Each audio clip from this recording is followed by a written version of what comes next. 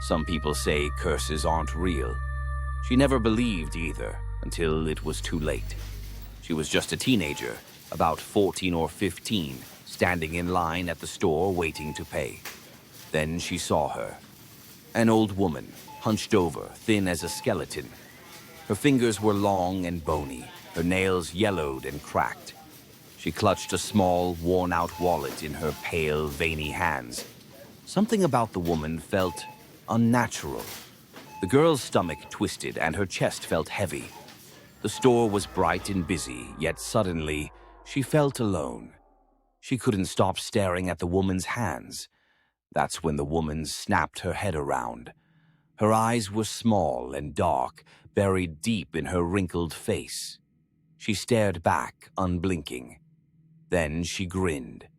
Not a warm smile, a knowing one. "What? Trying to steal my wallet? You little thief!" Her voice was sharp, like nails on glass. The girl felt a chill run through her as she felt her throat tighten. She shook her head, stepping back. But the woman stepped forward. Too close. She smelled of something rotten. Her lips barely moved as she spoke, but the words spilled out too fast.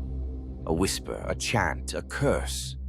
The girl didn't understand the language, but she felt it sink into her bones. The woman blinked once, slow, deliberate, then turned back as if nothing had happened. The girl rushed out of the store, her hands shaking. She wanted to forget. But the moment she stepped into her house, everything felt off. The air was thick. The lights seemed dimmer. The house felt ominous. That night her body burned. Her temperature shot up, 104 degrees. Her skin was soaked in sweat. Her sheets tangled as she tossed and turned. Then the whispers started. At first they were faint. A breath against her ear. A distant voice calling her name. Then they grew louder. The shadows in her room stretched and moved. The air grew heavy, pressing down on her chest. And every time she closed her eyes, she saw her, the old woman's face, watching, smiling, laughing.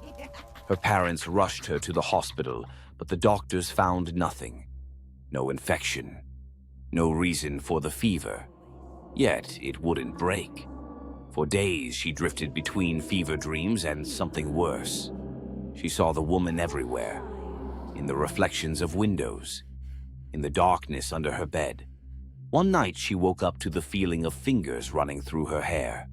Cold, bony, not human. She screamed, but when the lights came on, she was alone. The fever faded. The shadows stopped moving. She got better. Life went back to normal. But some nights, she wakes up gasping for air, her body frozen in place. And standing at the foot of her bed is the old woman, watching, waiting, smiling. She's still watching. Don't leave without subscribing, or she might choose you next.